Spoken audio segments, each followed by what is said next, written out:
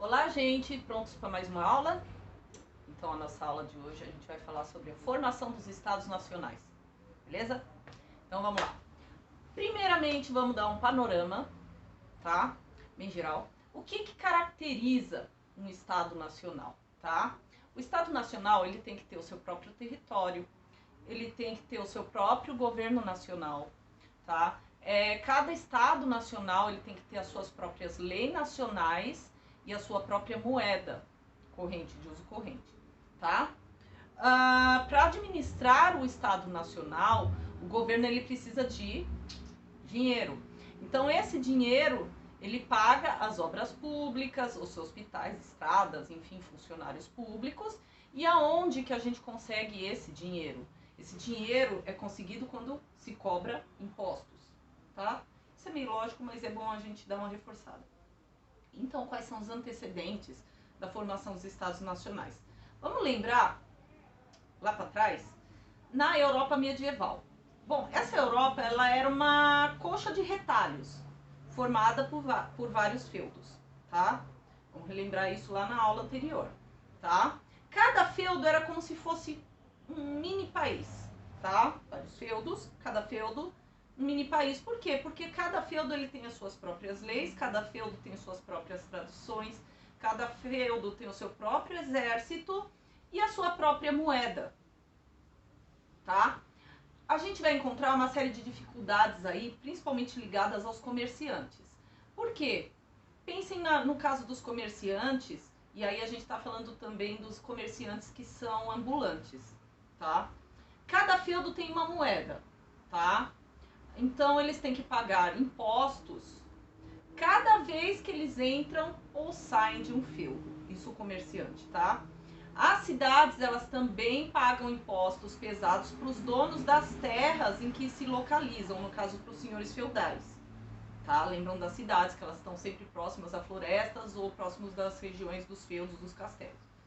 Os reis, na verdade, eles são grandes senhores feudais, né? Eles têm autoridade sobre os seus feudos, que são grandes territórios, mas é um poder de fachada, porque na verdade, assim, os outros feudos não vão obedecer ele, vão obedecer ao senhor feudal daquele feudo. Então não adianta o rei fazer uma lei ali em cima, a lei vai valer muito mais para o feudo dele do que para os outros.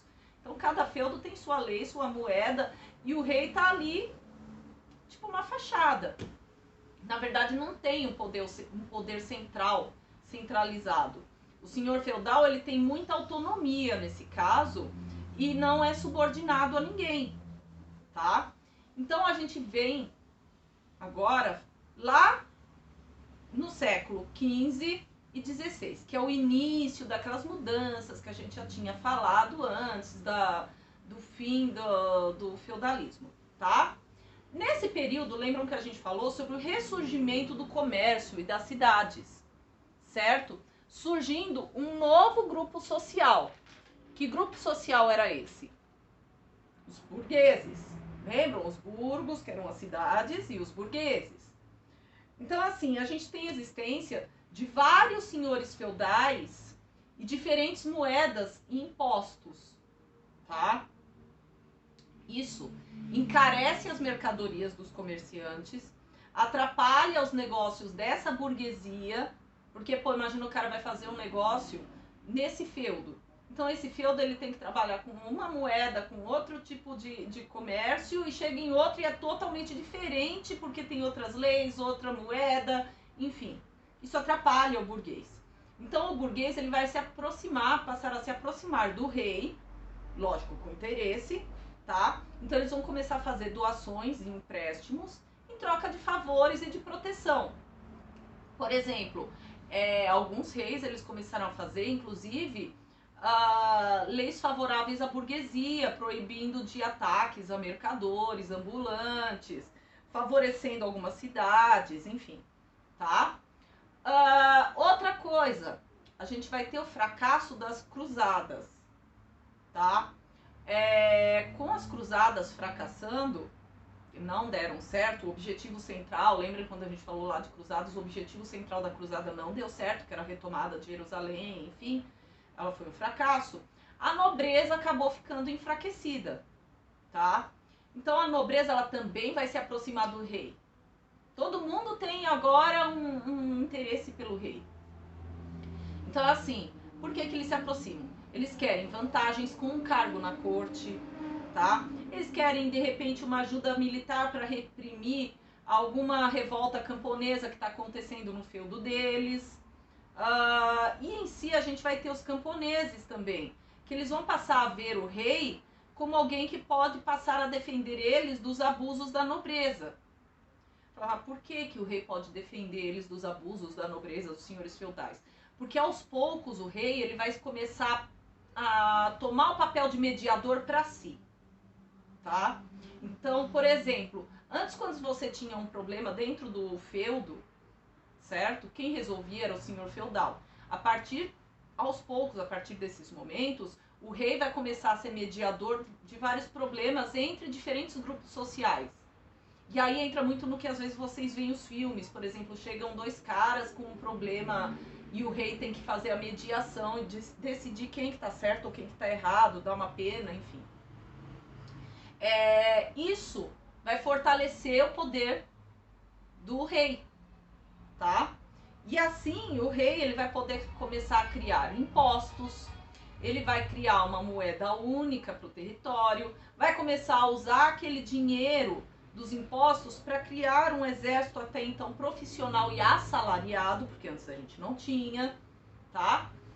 Então isso é o panorama mais ou menos do que vai acontecer em quase todas as monarquias que vão pipocar pela Europa, tá?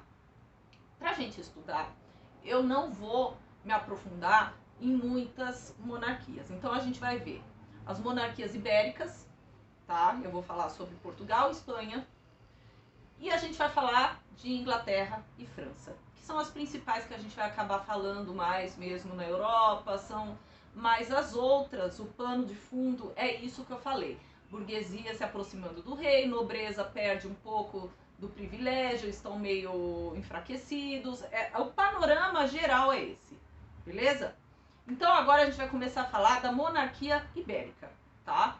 Tanto a monarquia portuguesa quanto a espanhola, elas vão se formar durante as lutas que os cristãos fizeram para expulsar os árabes muçulmanos da Península Ibérica, tá? Essa guerra que eles faziam, tanto Portugal como Espanha, vai receber o nome de Guerra de Reconquista, tá? Que tem como objetivo expulsar os árabes muçulmanos da Península Ibérica, tá? Bom, com a invasão dos árabes muçulmanos, os cristãos eles vão passar a viver na parte norte, tá? Da Península Ibérica. Então, nessa parte norte, a gente vai ter alguns reinos que vão ser fundados. Por exemplo, Leão, Castela, Navarra e Aragão, tá? Esses reinos, eles são justamente na parte norte. Por quê? Porque nessa parte, foi a única parte que é mais próxima da França, os árabes não tomaram posse. Então foi a parte que sobrou para eles poderem fazer essa tomada, tá? A partir do século IX, esses reinos eles começam a Guerra de Reconquista, tá? Então primeiro a gente vai falar da formação de Portugal, tá? A gente tem um condado que se chama Condado Portucalense, tá? Ele vai ter sido recebido como feudo pelo Henrique de Borgonha, que era ligado por laços de vassalagem ao reino de Leão e Castela, tá? Então tem uma ligação com Castela e Leão, tá?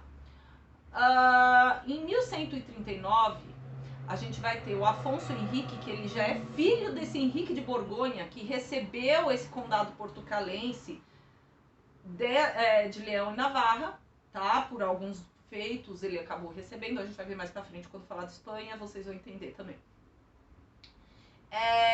Esse filho do Henrique de Borgonha, que se chama Afonso Henrique, Ele vai romper o vínculo com Castela, com Aragão, porque até então era como se fosse um feudo, tá?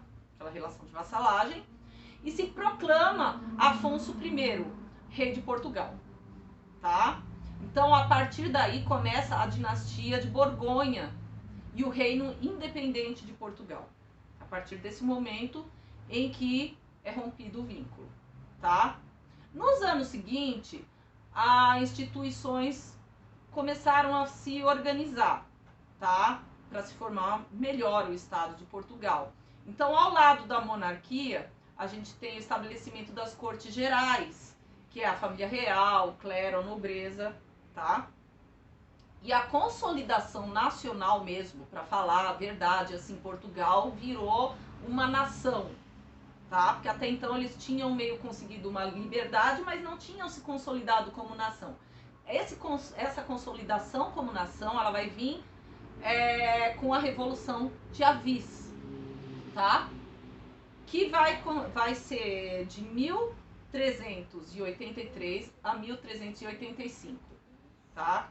Em 1383, morre o rei Dom Fernando, tá? O trono deveria passar para a filha dele, que estava casada com o rei de Castela, tá? Muitos viam a união dos dois reinos, no caso de Castela com Portugal, como uma possibilidade, tá? De que tanto burguesia, população e parte da nobreza se rebelaram porque eles não achavam legal essa união.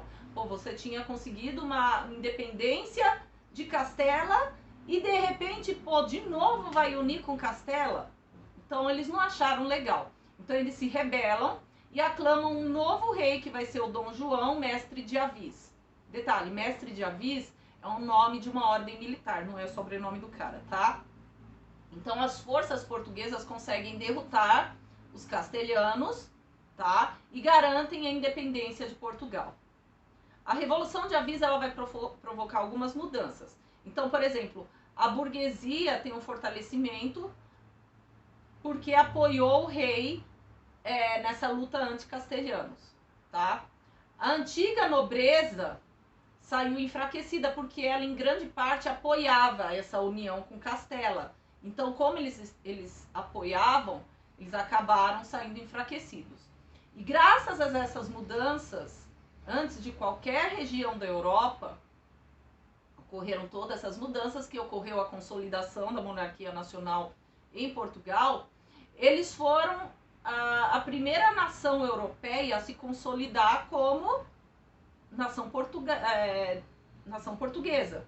Então, assim, isso reuniu uma série de condições para fortalecer o Estado moderno e ter o território unificado. Com isso, eles tiveram um governo soberano e forte, reconhecido e aceito pela população, tá? Isso ajudou na centralização precoce, que permitiu Portugal, mais para frente a gente vai ver, se lançar antes dos outros países na expansão marítima europeia, certo? Então agora a gente vai falar sobre a formação da Espanha como Estado moderno, tá? Como a gente já tinha visto, os árabes, eles tinham invadido a Península Ibérica a partir do século VIII, e só a região dos Pirineus, que ficou próxima à França, ela se livrou dessa invasão. Então foram ali que se formaram os primeiros reinos, que foi Astúrias e Leão. Conforme os reinos entravam na guerra de reconquista e eles conseguiam avançar nos territórios, se formavam outros reinos que também entravam depois na guerra. Então, por exemplo, reinos que se formaram depois, Aragão e Castela, tá? Então, assim, detalhe só, vocês vão costumar muito ver falar sobre os árabes muçulmanos serem chamados de mouros ou sarracenos, tá? Isso é um apelido pejorativo que foi dado para os árabes muçulmanos já desde aquele período, tá? Então, no fim do século XI, a gente vai ter o Afonso VI, dos reinos unificados de Leão e Castela. Ele vai impor várias derrotas aos árabes. E ele vai contar com a ajuda de um cara que a gente já falou lá atrás, no começo do vídeo, que se chama Henrique de Borgonha. Esse cara era um senhor feudal, que era vassalo do rei da França, tá? Então, para recompensar o Henrique, o Afonso VI, ele vai oferecer o condado portucalense como feudo, tá? Em 1212, na Batalha de Narras de Tolosa, os reinos cristãos se uniram para derrotar os muçulmanos, tá? Os muçulmanos, eles ficaram com um domínio restrito, então, a partir dessa batalha, na região de Granada, que fica no sul da Península Ibérica, tá? O passo decisivo para expulsar de vez os árabes vai vir em 1469. Olha o tempo que se passa de 1200 e pouco, são anos e anos fazendo luta contra os árabes muçulmanos. O que acontece em 1469? Fernando de Aragão e vai se casar com a Isabel, que seria a futura rainha de Castela. Então, o rei de Aragão se casa com a futura rainha de Castela. Os reinos de Aragão e de Castela vão se unir e se tornam a base da Espanha, certo? Da monarquia espanhola. Fernando e Isabel, eles vão ser conhecidos como os reis católicos, tá? Eles vão vencer a resistência dos senhores feudais, vão limitar a autonomia das cidades, tá? Vão impor a sua autoridade real, tanto que em 1480 eles reconsideram aquela ideia, já existia o Tribunal da Santa Inquisição antes, a gente já falou sobre isso, e eles vão recolocar a Inquisição na Espanha em 1480. Então vai ser aquela união de igreja e monarquia, unidos contra qualquer resistência ou oposição ao governo deles, tá? Em 1492 ocorre a consolidação da monarquia, tá? Por quê? Porque eles vão conseguir finalmente conquistar Granada, retirar os árabes muçulmanos da região de Granada, expulsar definitivamente, no caso, os muçulmanos, né, da região da Península Ibérica. Ainda no mesmo ano, a coroa espanhola vai impor aos judeus: ou vocês se convertem para o catolicismo, ou pica a mula daqui. Vai ser bem isso, ou vocês se convertem, ou abandonam o reino, tá? Isso unido do Tribunal da Santa Inquisição. No mesmo ano ainda, a gente tem o navegador genovês, Cristóvão Colombo, que vai ser financiado pela coroa espanhola, encontraria terras desconhecidas dos europeus, certo? A gente vai ver mais pra frente também. Então, assim, lembrando que a partir daí a gente tem a consolidação do Estado Nacional, certo? Principalmente com a expulsão dos árabes da Península Ibérica e a união dos dois reinos, Castela e Aragão, com a união dos reis católicos, tá? Então agora a gente vai falar, vocês viram que a formação de Portugal e Espanha tem muita coisa unida. Então a gente vai falar sobre a formação dos estados agora, da França e da Inglaterra, que também tem alguns encontros, tá? Então vamos falar primeiro da França. Em 987, vocês já ouviram esse nome, lembram da dinastia Capetingia, que a gente falou lá no Carlos Magno. Quem não lembra é só retornar, certo? Aquela dinastia Capetingia, em 987, ela apresentava alguma fragilidade, tá? Então a gente vai ter crescimento das cidades, do comércio. Isso vai dar um início de um lento fortalecimento ao rei, bem lento, tá? Um dos primeiros monarcas francos a adotar algumas medidas de centralização, e lembram dos francos também, a gente já falou isso, vai ser o Felipe II. Lá, que ele nasceu em 1180, governa até 1223, certo? Ele vai colocar alguns funcionários recolhendo impostos de todo o reino, tá? Isso já antes da formação, praticamente, tá? É só algumas medidas que ajudam nesse fortalecimento. Com essa arrecadação de impostos, o que ele conseguiu? Ele manteve controle da arrecadação das áreas que antes eram de domínio da nobreza. Então a nobreza sempre fazia isso, né, nos seus domínios. Ele não, ele centralizou para si, esses impostos, em vez de deixar a nobreza pipocando, colhendo esses impostos. Outro passo dado para esse fortalecimento vai ser dado pelo Luís IX, tá? Que vem subsequente, assumindo o trono em 1226, aliás, ele nasce em 1226, vai até 1270, tá? O que ele fez? Uma reforma judiciária, tá? Então ele deixou aqueles tribunais judiciais dos senhores feudais, ele retirou, tá? Ele colocou uma ampla circulação de moeda, ajudando os comerciantes que reclamavam disso. Então, o que ele vai ter? Além desse tribunal judiciário ficar na mão dele agora, não mais com os senhores feudais, ele ajudou todos os comerciantes unificando uma moeda só para aquela região. Detalhe, o Luís IX, ele foi canonizado como São Luís, tá? Então São Luís, que a gente olha, é esse cara que é o rei que deu uma reforma judiciária, enfim, tá? Alguns conflitos entre o rei e os adversários vão atingir um ápice. Vai começar altas tretas, principalmente no reinado do Felipe IV, que é chamado Felipe o Belo, tá? Ele vai mais ou menos de 1285 a 1314, tá? O Felipe, ele arruma tanta treta que ele é ameaçado de excomunhão pela Igreja Católica. Por quê? Porque ele quis obrigar a Igreja Católica a pagar impostos. Gente, a Igreja Católica sempre mamou nas tetas do Estado. Desculpa a palavra, mas foi isso. E o Felipe, ele quis, acaba com isso. Vocês são pessoas como qualquer outro e vocês devem impostos pra coroa. Então, ele arrumou treta com a Igreja Católica. Tá? Em 1309, ele resolveu encher mais o saco da igreja. O que ele fez? Ele transferiu a sede do papado para Avignon, na França. Certo? Submeteu o próprio Papa ao poder do rei. Olha o nível da treta que o cara estava a fim de arrumar, tá?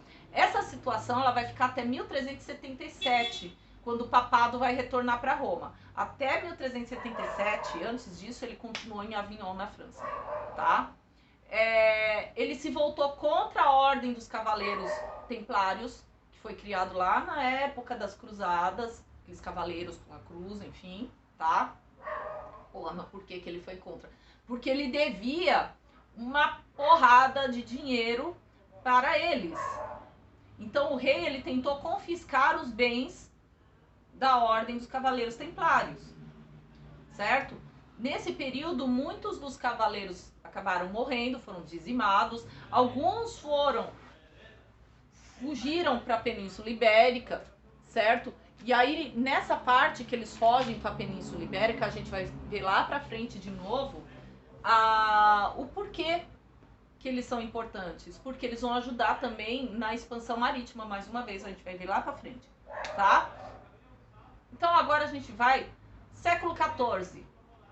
E aí é uma coisa que vocês já devem ter ouvido, nem que seja em TV, em algum canto, Guerra dos 100 Anos, tá?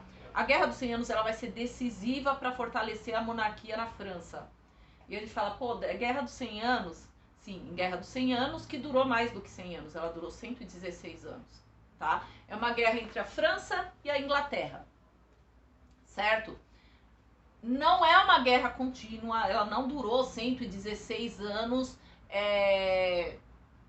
direto, tá? Ela teve longos intervalos de paz não declarada, tá? Ela vai de 1337, aliás, até 1453, tá? Quais são os antecedentes? Em 1066 a gente tem o Duque da Normandia, tá? Que é de um território francês, chamado de Guilherme. Esse Guilherme, ele vai conquistar a região da Inglaterra, tá? E vai se tornar rei da Inglaterra. Só que o Guilherme e os seus sucessores, eles eram ao mesmo tempo súditos do rei da França, porque eles eram vassalos, certo? Tinham um território um feudo, tá? E ao mesmo tempo ele era rei da França, certo? Do trono inglês. Isso vai causar um problema enorme futuramente. Então, assim, o que aconteceu nesse futuramente? Em 1328, o rei francês Carlos IV, ele vai morrer e não vai deixar herdeiros. Então, o rei da Inglaterra, que era o Eduardo III, ele se considera como um pretendente legítimo ao trono que está vago. Por quê? Porque além dele ser súdito, lembram que ele tem uma ligação lá com a França, ele era sobrinho do Carlos, certo? Só que do mesmo modo que o Carlos se acha no direito, outros nobres também estavam reivindicando o trono. E aí o que foi feito? Uma assembleia para escolher um dono para o trono. Quem seria o rei? E foi escolhido um conde, que foi chamado de Felipe, que é o Felipe IV. A partir daí começa uma relação de desconfiança entre os monarcas de ambos os países, tá? Então a gente começa com disputas pelos territórios franceses, tá? Alguns territórios, Borgonha, por exemplo. O Eduardo III tinha herdado os direitos sobre as regiões de Gasconha, Guiana e Poitiers, certo? E isso resultou na guerra. Então o Eduardo, que ele era inglês, ele tinha direito porque ele herdou esses territórios franceses. E a França queria esses territórios para ela, tá? A França, como que estava isso organizado na questão da guerra, tá?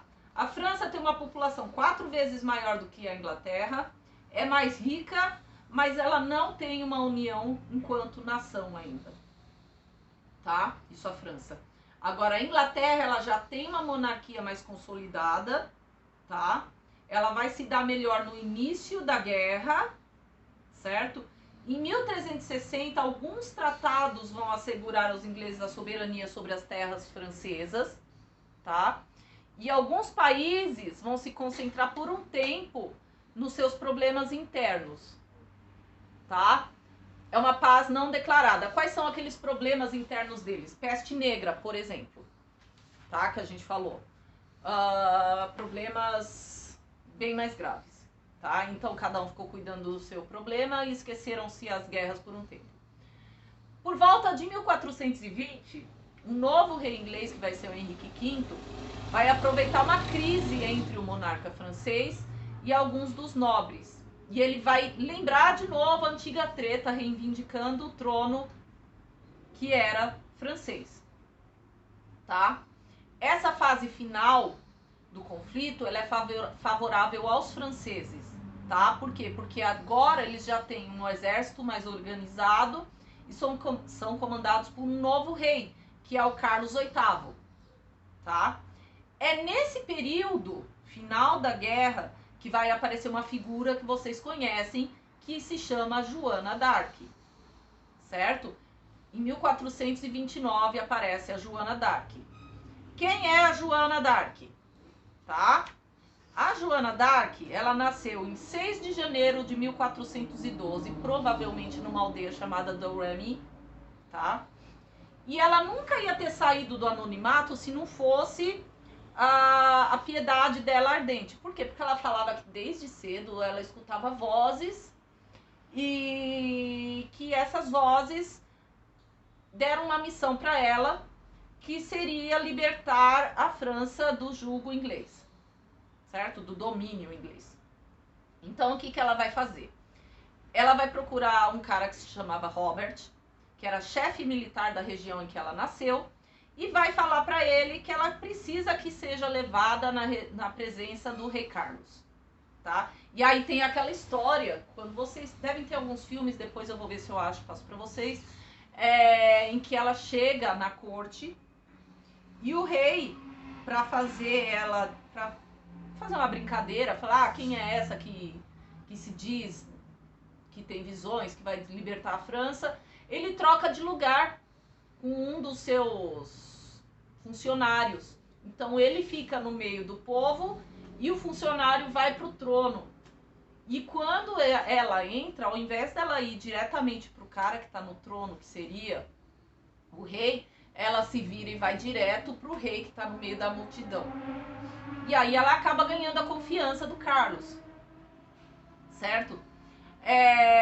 O que acontece é assim, ela vai comandar um exército, certo? Enviado por Carlos, no final das contas, vai libertar Orleans dos ingleses, vai se seguir uma série de outras vitórias que ela também vai comandar o exército e ganhar, tá? Dos ingleses, até ela ser presa, tá? Pelos ingleses, tá? Na região de Borgonha, tá? Apesar de Borgonha se situar na França, o que que acontece? Os duques daquela região apoiavam os ingleses. Então ela vai ser presa e ela vai ser julgada pela Santa Inquisição, tá? O processo ele tem início em janeiro de 1431. E no caso ele vai ter dois caráteres. Ele vai ter um caráter político e um caráter religioso. Político por quê? Porque preocupava se ela fosse condenada. Porque o Carlos, ele poderiam jogar na cara dele, olha, você se utilizou do trabalho de uma bruxa para conseguir os seus territórios na guerra. Mais ou menos isso, tá? E eu vou colocar depois talvez um PDF para vocês sobre a Joana d'Arc explicando melhor. Mas no fim ela vai ser condenada, tá? Ela é condenada por heresia e bruxaria e ela vai ser queimada viva, tá? Se eu não me engano ela tem 15, 16 anos na época, tá?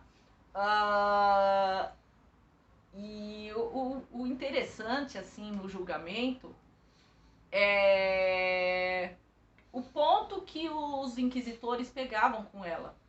O legal de você ver o julgamento dela, ler, é que a insistência dos acusadores em alguns aspectos, que é da conduta pessoal dela, sabe?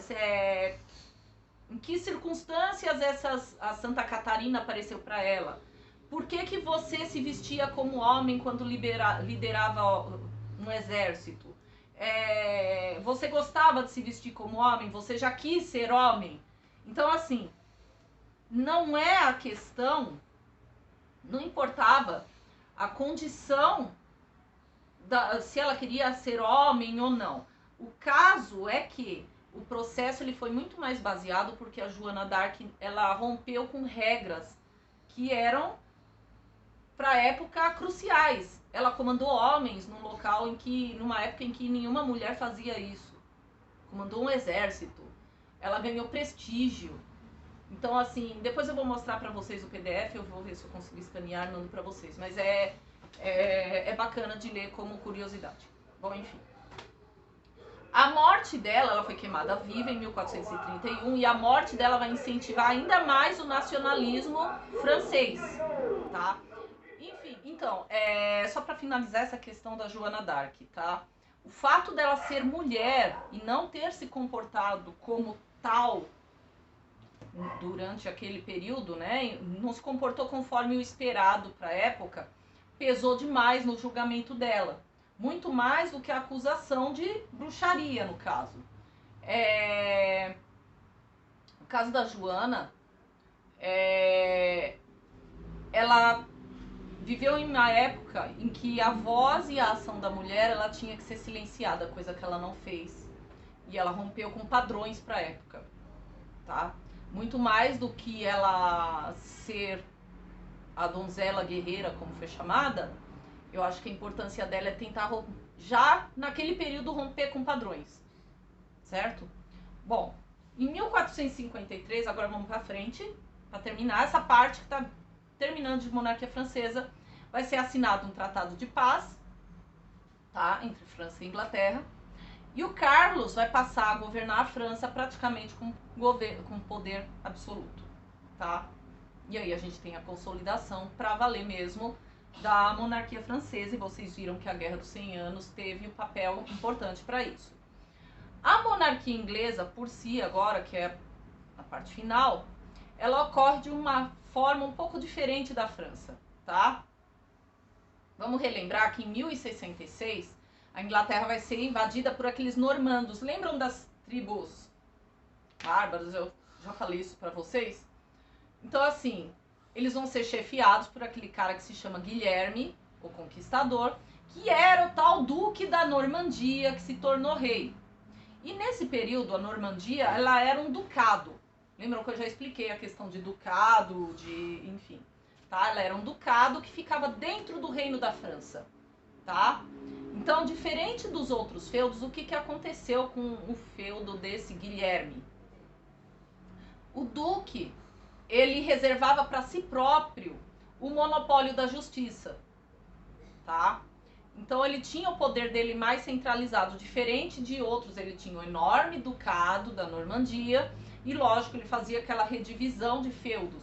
Só que ele nunca deixou os senhores feudais terem o poder sobre a justiça. Ele que pegava isso para si, tá? O que deixava o poder dele centralizado de fato, tá? Então, quando os normandos invadiram a região da Inglaterra, eles não transmitiram aquela descentralização política comum que a gente vê do feudalismo, certo? E a gente teve para valer um feudalismo mais centralizado, um caráter mais centralizado do reino inglês, certo? O que não significava que a gente não tivesse aspectos do feudalismo dentro da Inglaterra. Tinha. Durante séculos e séculos a gente teve vários conflitos internos entre rei e nobreza por disputa de poder, exatamente. Continuando, a questão da nobreza sempre tem uma disputa com o rei, tá? Por conta dessa centralização que o Guilherme tinha, tá? Em 1215, um rei chamado Rei João Sem Terras, ele vai colocar algumas medidas mais autoritárias, tá? Como novos impostos, tá? Os nobres em si vão se reunir e vão aprovar um documento que vai se chamar Magna Carta, tá? Esse documento vai limitar o poder do rei. O rei, ele só vai poder, por exemplo, aumentar impostos com a aceitação de um grande conselho que era formado pela nobreza e pelo clero, tá? Essa Magna Carta, além dela limitar o poder real, ela também traz alguns dispositivos favoráveis para a população em geral e não só a nobreza. Então, por exemplo, ela coloca um julgamento justo e imparcial a qualquer indivíduo, tá? Não importa se ele é da nobreza, não importa se ele é servo, não importa, enfim, tá? Ninguém vai poder mais ser preso sem ter uma causa formal, que era comum naquela época. Você fala assim, vamos te prender, porque eu quero e pronto, não precisa justificar. Não, agora você tem que ter uma causa para poder prender o fulaninho, tá? E a Magna Carta, até hoje, ela é a base base constitucional da Inglaterra. Detalhe, tá? Em 1265, alguns nobres, com apoio da população, vão obrigar o rei a aceitar a criação de uma assembleia constituída por representantes das três ordens, do clero, da nobreza e da burguesia, tá? 30 anos depois, essa seria praticamente o parlamento incorporado ao Estado inglês, tá? Então agora a gente vai lá para o século XV. O que tem no século XV? Outra treta, que vai ser a Guerra das Duas Rosas, tá? Que vai ser em 1455 até 1485. Que raio é essa Guerra das Duas Rosas? É uma briga entre duas famílias, a família Lancaster e a família York. E tem o nome de duas rosas porque cada família tinha uma rosa como brasão representando a família. Então a família Lancaster tem uma rosa vermelha e a família York uma rosa branca. Qual é o início do conflito e a origem desse conflito, tá? A origem vai se dar por conta daqueles territórios franceses perdidos lá na Guerra dos 100 Anos, tá? Durante 30 anos, as duas famílias elas vão se revezar no poder. E isso vai enfraquecer a nobreza, tá? Então a gente vai ter, por exemplo, a treta começa. A gente tem um cara que se chama Ricardo, que é o Duque de York, tá?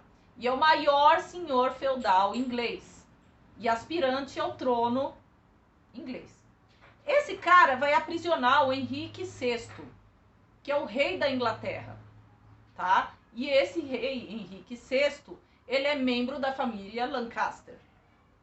Então a gente tem o Ricardo, que é um York, vai aprisionar o rei, que é Lancaster, tá? Os Yorks vão ser derrotados em 1460 e um ano depois, o Eduardo VI da casa York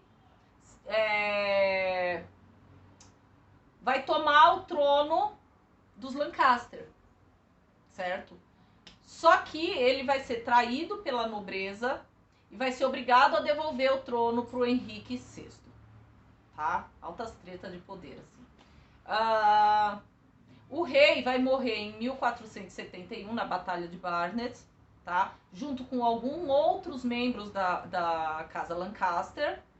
E 2 anos depois vai morrer também o Eduardo IV.